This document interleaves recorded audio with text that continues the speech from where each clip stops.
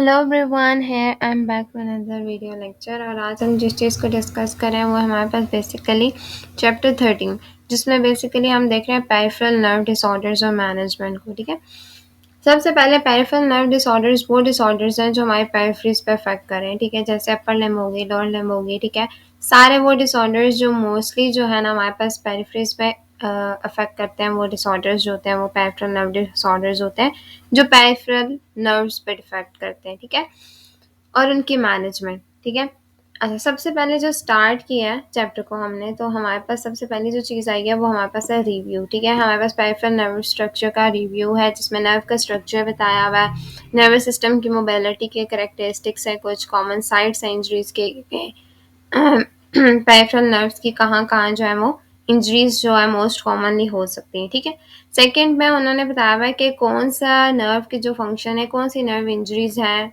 वो कैसे हैं, किस तरह से है, उनका मैकेनिज्म कैसे है, फिर क्लासिफिकेशन पूछी हुई है या बताई हुई है। ठीक है, फिर रिकवरी है हमारे पास नर्व इंजरीज की कि उससे रिकवर कैसे हुआ है, इंजरी हो गई, मैकेनिज्म भी पता चल गया, क्लासिफिकेशन भी, पर उसकी रिकवरी पे कैसे काम करना है as based on physical therapy. ठीक है, फिर उसके बाद उनके मैनेजमेंट गाइडलाइंस है, बेसिकली रिकवरी कैसे है उसकी नर्व इंजरी की।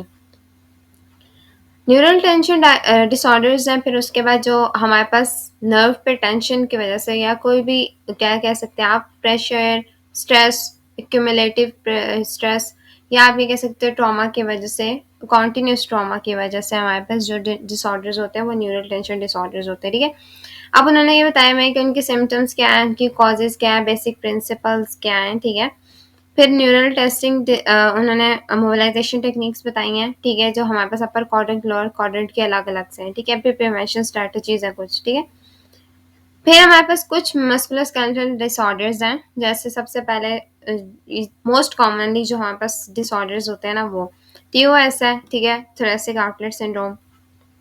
नेक्स्ट जो उन्होंने बताया हुआ हमारे पास carpel tunnel syndrome.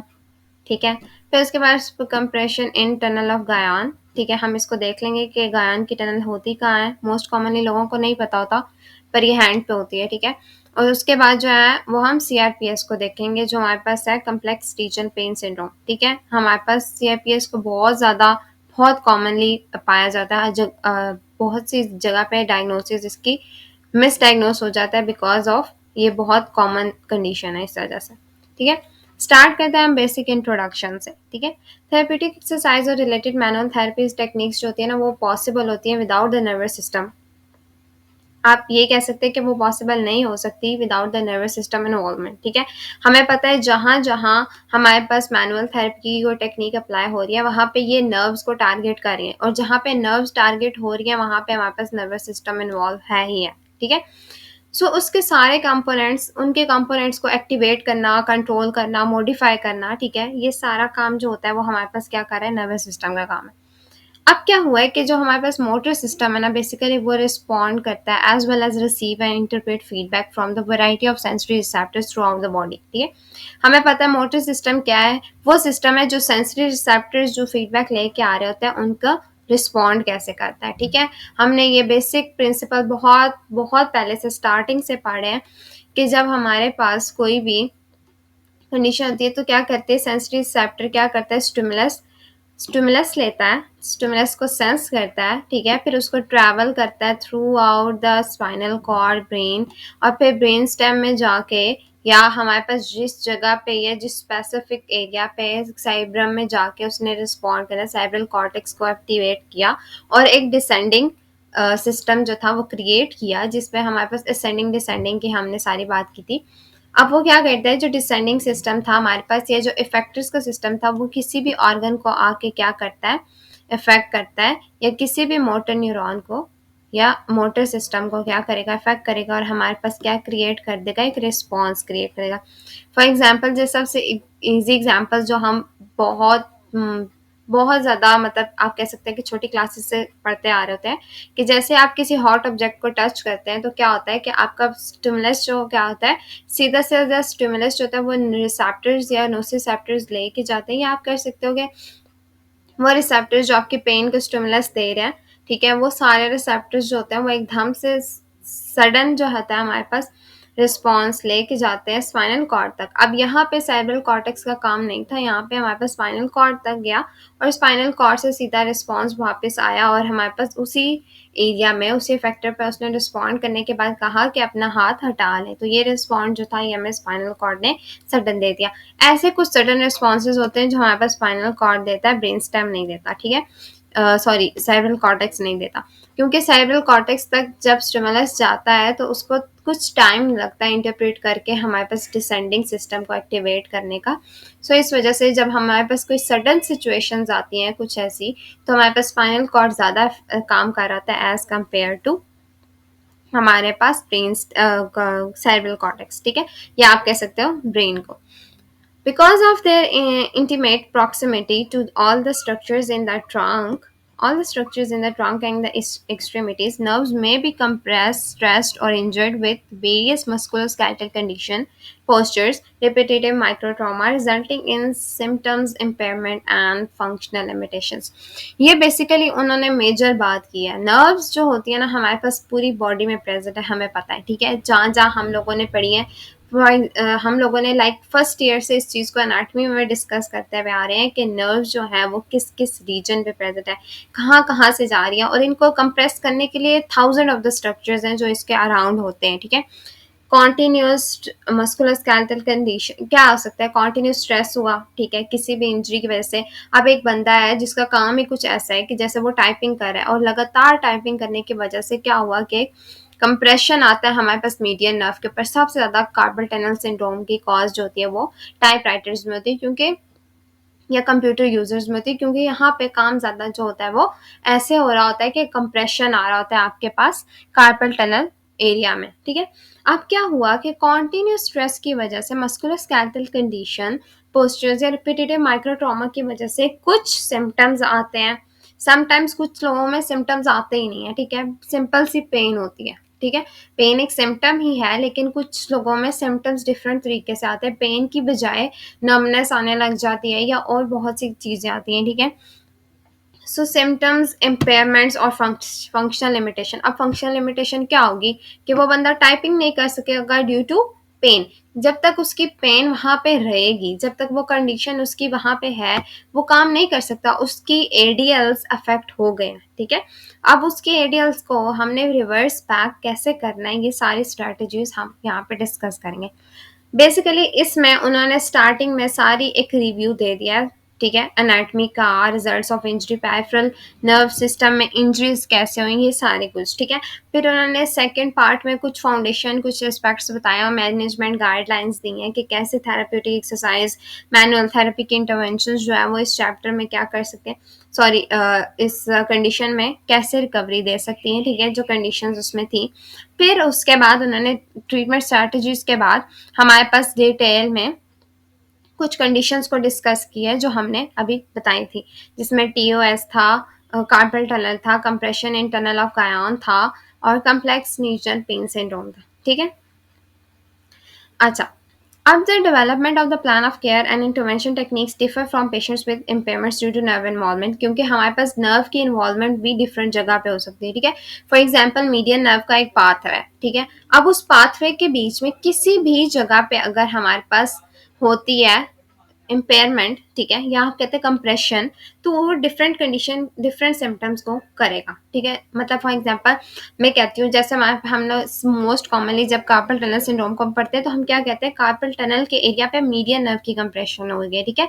But median nerve का पाथवे सिर्फ ये तो नहीं कहता कि मीडियन नर्व यहाँ पे है, मीडियन नर्व तो ऊपर से आ रही है, तो जब मीडियन नर्व ऊपर से आ रही है तो इसकी कंप्रेशन और एरियाज पे भी हो सकती है पॉसिबली, बट मोस्ट कॉमनली क्योंकि हमारे पास कंडीशंस ऐसी होती हैं कि most commonly carpal tunnel syndrome ही कॉमन मीडियन नर्व की कंप्रेशन होती है। बट इसके अलावा भी बहुत रेयर नहीं है, पर ये कंडीशंस भी हो सकती है कि मीडियन नर्व की कंप्रेशन कहीं और पे भी, कहीं किसी और जगह पे भी हो सकती है, ठीक है। इसका पाथवे बहुत डिटेल्ड है, हम इसको हर चीज़ को डिस्कस करेंगे, ठीक है। सो ये एक बेसिक सी एग्जांपल थी कि डिफरेंट जगह पे भी हो सकती है। Nerve injuries may result in insignificant functional limitation due to paralysis and deformities, utilizing the principles presenting in this chapter. ठीक है, अब उन्होंने यही बताया हमारे पास नर्व इंजरीज की वजह से क्या क्या डिफॉर्मिटीज, क्या क्या पैरालिसिस हो सकती है, कौन सी फंक्शनल लिमिटेशंस हो सकती हैं, ये सारी चीज़ें हम इस चैप्टर में डिटेल में डिस्कस करेंगे. ठीक है, अच्छा, अब हम इसका देख लिया हमने, अब हम नीचे जाते हैं तो हम रिव्यू देखते हैं, स्टार्ट करते हैं. हमारे पास रिव्यू, सबसे पहला जो टॉपिक था वो review of peripheral nervous structure था. लेकिन उससे पहले ना हम एक बार सारे न्यूरॉन्स को डिस्कस कर लेते हैं. ठीक है, peripheral nerves contain a mix of motor, sensory and sympathetic neurons. ठीक है, अब हमारे पास पेरिफेरल नर्व्स बनती कैसे हैं या कौन कौन से तरह के न्यूरॉन्स इनमें प्रेजेंट होते हैं, क्योंकि थाउजेंड ऑफ द न्यूरॉन्स होते हैं हमारी बॉडी में. टाइप्स बेसिक जो हैं मोटर, सेंसरी, सिंपैथेटिक, पैरासिम्पैथेटिक वगैरह ही हैं. लेकिन हम मेजरली जो है ना न्यूरॉन्स डिफरेंट मिलियंस ट्रिलियंस, क्योंकि यहाँ पे बहुत सी रिसर्चेज हुई हैं जिन्होंने कहा है कि हर न्यूरॉन दूसरे न्यूरॉन से जो है ना वो डिफरेंट होता है. ठीक है, बहुत रेयर चांसेस है कि एक न्यूरॉन दूसरे न्यूरॉन से जो होती है सिमिलैरिटी रखता हो, पर टोटली एक न्यूरॉन दूसरे न्यूरॉन की तरह का नहीं होता. इसीलिए अगर हम एक न्यूरॉन की क्लासिफिकेशन करें तो उन्होंने कहा कि ट्रिलियंस ऑफ जो होती है ना हमारे पास क्लासिफिकेशन हम कर सकते हैं. इसलिए उन्होंने कहा कि पेरिफेरल नर्व्स, हम बेसिकली वापस आते तो हमारे पास पेरिफेरल नर्व जो थी बेसिकली मिक्स था मोटर, सेंसरी और सिंपैथेटिक न्यूरॉन्स. मोटर न्यूरॉन्स हमें पता है कौन से होते हैं, जो हमारे पास स्टिमुलस लेके वापस रिस्पॉन्ड कर रहे हैं. ठीक है, क्या था कि हमारे पास जो ब्रेन से हमारे पास रिस्पॉन्ड था ना वो लेके आते हैं और किसी भी मसल या किसी भी फैक्टर को देते हैं और कहते हैं कि अब हाथ हटा लो या हाथ रखो या जो भी सारी सिचुएशन है. ठीक है, फिर सेंसरी क्या है कि हमें पता है सेंसरी क्या होता है, सेंस करने के लिए, जो जिन जैसे हमने नोसिसेप्टर्स की बात की थी या कोई भी हो गया. ठीक है, जो सेंसरी रिसेप्टर्स है, मैकेनो रिसेप्टर्स है, बहुत से रिसेप्टर्स हैं जो हमारे पास सेंसरी न्यूरॉन्स हैं. ठीक है, इस तरह सिंपैथेटिक क्या होता है कि जब फ्लाइट आपकी कंडीशन है या फाइट फ्लाइट की कंडीशन है तो आप उस कंडीशन में जो न्यूरॉन्स एक्टिवेट होते हैं वो, अब उन्होंने कहा ये तीनों का एक मिक्सचर है. ठीक है, क्योंकि इन्होंने इसने तीनों काम करने हैं. ठीक है, तो ये क्या करते हैं, सबसे पहले उन्होंने बताया अल्फा मोटर न्यूरॉन, ये सोमैटिक एफरेंट न्यूरॉन फाइबर्स है. सो ठीक है, अब सोमैटिक एफरेंट फाइबर्स, सोमैटिक के नाम से याद रखना स्केलेटल मसल्स इन्वॉल्वमेंट है. ठीक है, जहाँ पे स्केलेटल मसल्स इन्वॉल्व है ना वहाँ पे अल्फा मोटर न्यूरॉन्स जो होंगे वो स्टिमुलस लेके आएंगे. ठीक है, वापस लेके आएंगे. मोटर न्यूरॉन है तो क्या होगा, ब्रेन से स्टिमुलस हमारे पास इफेक्टर ऑर्गन्स तक आ रहा है. ठीक है, cell bodies located in the anterior column of the spinal cord innervates skeletal muscle. Simple सी बात है. ठीक है, अब एंटीरियर जो अगर किसी को नहीं पता तो ये स्पाइनल कॉर्ड का स्ट्रक्चर है ना. ठीक है, तो जो स्पाइनल कॉर्ड के स्ट्रक्चर में ये वाला रीजन है ना ये एंटीरियर रीजन है. ठीक है, और ये वाला जो दूसरा रीजन है वो हमारे पास ये पोस्टीरियर रीजन है. ठीक है, सो अब जो हमारे पास एंटीरियर पोस्टीरियर का रीजन है ना उसमें बेसिकली बात ये हो रही है कि जो मोस्टली जो इंटीरियर रीजन होता है ना वो हमारे पास मोटर होता है और जो पोस्टीरियर रीजन होता है वो हमारे पास सेंसरी होता है. ठीक है, मोस्टली. ठीक है, पर सारे की बात नहीं की, समटाइम्स इसमें चेंजेस आते हैं, पर मोस्टली जो होता है वो यही रूल फॉलो होता है कि हमारे पास जो इंटीरियर है वो हमारे पास क्या है, मोटर.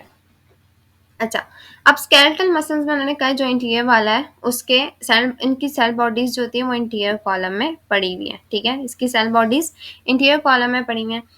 इसी तरह से उन्होंने कहा कि अब हमारे पास जो है इंटीरियर और पोस्टीरियर हो गई थी. ठीक है, लास्ट में जो हमारे पास एक कॉलम आता है वो आता है लेटरल कॉलम. ठीक है, हम यहीं पे बना देते हैं. ठीक है, ये वाला जो कॉलम होता है ना ये हमारे पास लेटरल कॉलम होता है. ठीक है, अच्छा,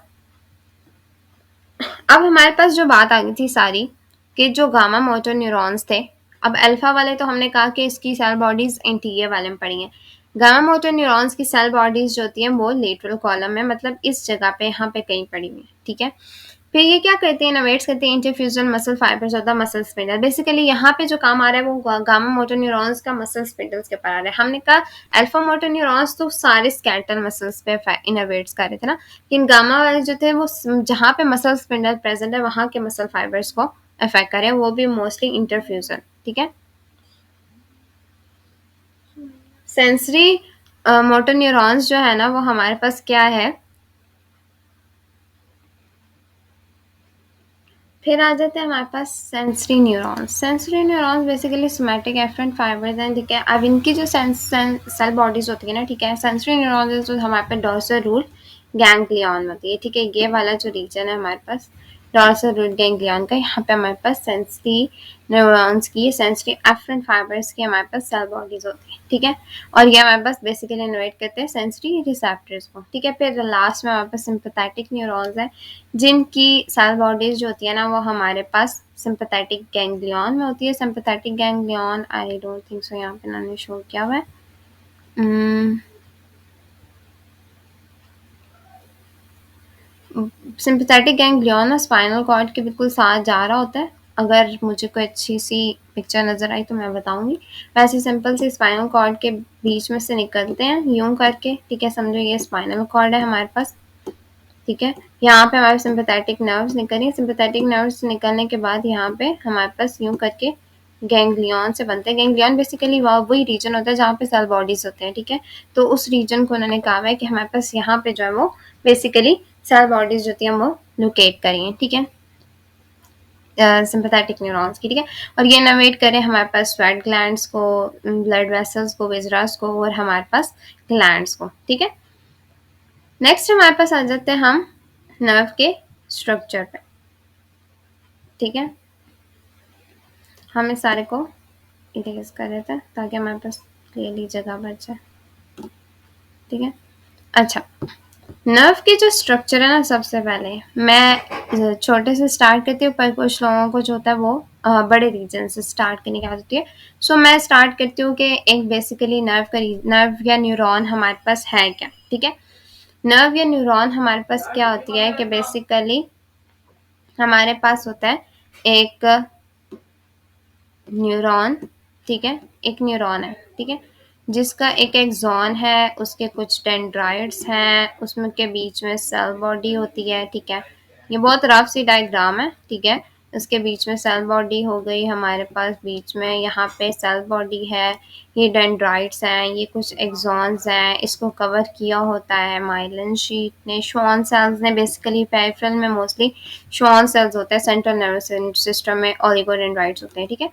सो यहाँ पे जो होता है वो श्वान सेल्स हैं हमारे पास, जिन्होंने एक्सॉन को कवर किया हुआ है, ठीक है। अच्छा, अब जो हमारे पास आ गई ना क्या कहते हैं, ओके, ये अब सिंपल सी एक डायग्राम थी, ठीक है। तो मैंने कहा कि एक एक्सॉन है, अब उस एक्सॉन की जो है वो ऊपर अगर श्वान सेल्स हैं और माइलिन शीट है, तो हमारे पास क्या होता है, श्वान सेल्स ने माइलिन शीट बनाई हुई है, तो हमारे पास क्या होता है, वो एक्सॉन जो होता है वो फास्ट कंडक्टिंग फाइबर होता है, ठीक है। वो क्या होता है, वो न्यूरॉन जो होता है वो फास्ट कंडक्टिंग होता है, ठीक है। लेकिन अगर हमारे पास कोई अनमाइलिन माइलिन माइलिन नहीं है, ठीक है, माइलिन शीट नहीं है, ठीक है, तो वो हमारे पास स्लो कंडक्टिंग न्यूरॉन होता है, कि हम बहुत पहले से पढ़ते हुए भी आ रहे हैं। तो हमारे पास क्या होता है कि ये वाला जो होता है माइलिन वाला वो फास्ट होता है, और दूसरे वाला हमारे पास स्लो होता है, ठीक है, जहाँ पे माइलिन शीट नहीं होती, क्योंकि यहाँ पे जंप नहीं हो रही थी, सल्टेटरी कंडक्शन नहीं हो रही होती, हमें पता है ये बात, ठीक है। अच्छा, okay, review of the peripheral nerve structure, जिसमें सबसे पहले हम नर्व स्ट्रक्चर पे बात करते हैं, ठीक है। इसके पेरिफेरल नर्व के बेसिक कंपोनेंट्स, जिनमें से हमने कुछ तो बात कर दी थी, जैसे अल्फा गामा मोटर न्यूरॉन्स हो गए, ठीक है। अच्छा, अब इसमें हमारे पास सबसे पहले जो हमने बताया था अल्फा गामा मोटर न्यूरॉन्स, उनके एक्सॉन्स, उनके स्केलेटल मसल्स जिनको वो सप्लाई कर रहे हैं, ठीक है, वो सेंसरी न्यूरॉन्स हमें पता है। उनके रिसेप्टर्स जो हमारे पास किसी कनेक्टिव टिश्यू में, जॉइंट में, या ब्लड वेसल्स में होते हैं, ठीक है। और न्यूरॉन्स एएनएस के, यानी ऑटोनॉमिक नर्वस सिस्टम के, ठीक है, जिस पे हमने बात कर लिया ऑलरेडी, सिंपैथेटिक नर्व्स की, ठीक है। अच्छा, ये हमारे पास है बेसिक पेरिफेरल नर्व कंपोनेंट्स है न्यूरोमस्कुलर सिस्टम के, ठीक है, या पेरिफेरल नर्व स्ट्रक्चर के कंपोनेंट्स है, ठीक है। अच्छा, अब हम ना कुछ टिश्यू की कवरिंग या सॉरी न्यूरॉन की कवरिंग की बात करते हैं, ठीक है। सबसे शॉर्ट, सबसे छोटी जो चीज़ होती है वो हमारे पास था एक्सॉन, ठीक है। अब जो एक एक्सॉन को कवर करेगी ना, उसको हम कहते हैं एंडोन्यूरियम, ठीक है। जब एक एक्सॉन, ठीक है, एक सिंगल एक्सॉन है, ठीक है, और वो उसको कवर करेगी, शीट हमारे पास, ठीक है, उसको कवर करेगी, तो हमारे पास क्या होगा कि वो क्या करेगी, एंडोन्यूरियम कहलाएगी, ठीक है। एंडोन्यूरियम के बाद जब फेसिकल्स बन जाएंगे, ठीक है, मतलब एक्सॉन्स, ढेर सारे एक्सॉन एक स्ट्रक्चर में कवरिंग में आ जाएंगे, ठीक है। उस कवरिंग को जो हम कहेंगे एक फेसिकल्स की कवरिंग को ठीक है। ढेर सारे इसमें फेसिकल्स हमें नजर आ रहे हैं, ठीक है। इन फेसिकल्स की कवरिंग को हम कहते हैं पेरीन्यूरियम, ठीक है, पेरीन्यूरियम कहेंगे। फिर पेरीन्यूरियम के हमारे पास जो आती है, पेरीन्यूरियम के बाद जो हमारे पास पूरा एक नर्व फाइबर है, ठीक है, पूरा एक नर्व फाइबर जिसमें आपके पास डिफरेंट एक्सॉन्स हैं, एक्सॉन्स मिलके फेसिकल्स बना रहे हैं, फेसिकल्स में हमारे पास सारी कवरिंग पेरीन्यूरियम की, और डिफरेंट पेरीन्यूरियम्स जो है वो कंबाइन होके या डिफरेंट फेसिकल सारी चीज़ें कंबाइन होके ब्लड वेसल्स प्रेजेंट है, हर चीज़ उसमें प्रेजेंट है, एक पूरी नर्व बना रही है, ठीक है। उस नर्व को बनाने के लिए जो उसकी आउटर कवरिंग है वो एपिन्यूरियम है, ठीक है। ये हमारे पास आ गई बेसिकली 3 कवरिंग। एक्सोलेमा जो होती है वो हमारे पास बेसिकली सरफेस मेम्ब्रेन होती है एक्सॉन की, ठीक है। जैसे हमें पता है हम डिफरेंट जगह पे बात करते हैं, इस तरह एक्सॉन की भी एक सरफेस मेम्ब्रेन होती है, ठीक है। सरफेस मेम्ब्रेन यानी जो कवरिंग है, या आप ये कवरिंग नहीं कह सकते, आप वो चीज़ कह सकते हैं जो हमारे पास मेम्ब्रेन एक्सॉन को कवर एक्सॉन के ऊपर होती है, ठीक है।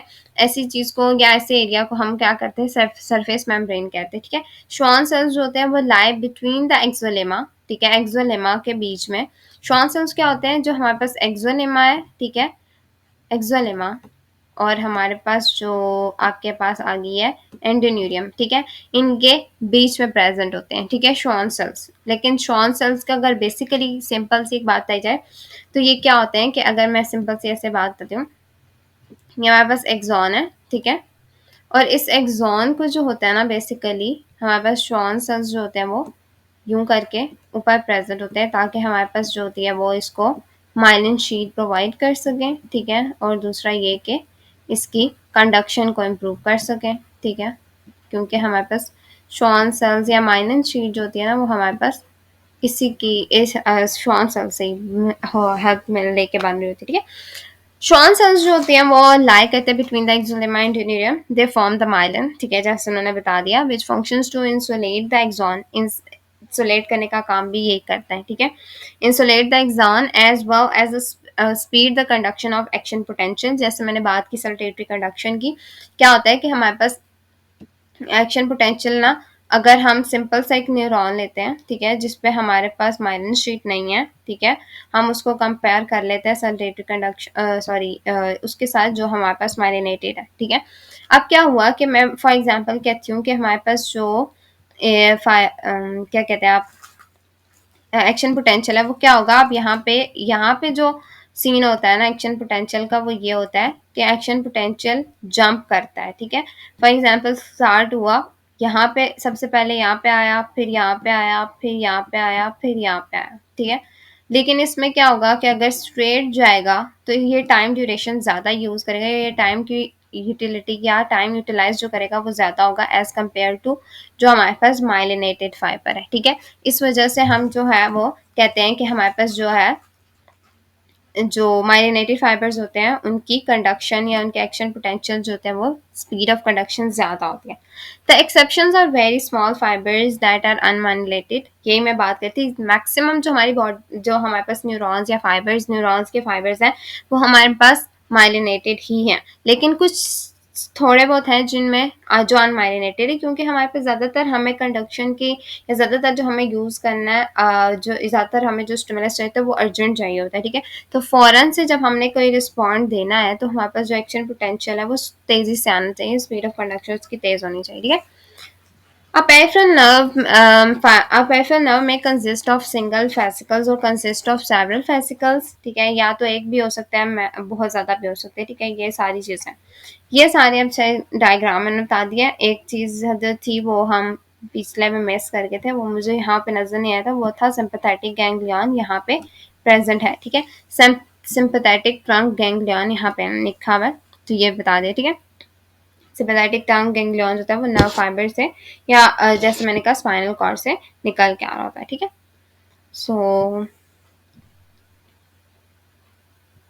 आज के लिए इतना ही काफ़ी है, फिर बाकी हम नेक्स्ट लेक्चर में डिस्कस करेंगे, क्योंकि हमने अभी बेसिक इंट्रोडक्शन काफ़ी ज़्यादा डिस्कस करना था तो इस वजह से ज़्यादा हो गया लेक्चर लंबा। लेकिन नेक्स्ट में हम जो है वो तेज़ी से काम करेंगे ताकि हम बहुत जल्दी चैप्टर को वाइंड अप कर सकें, ठीक है। Thanks for watching. फिर भी कोई प्रॉब्लम तो कमेंट सेक्शन में पूछ सकते हैं।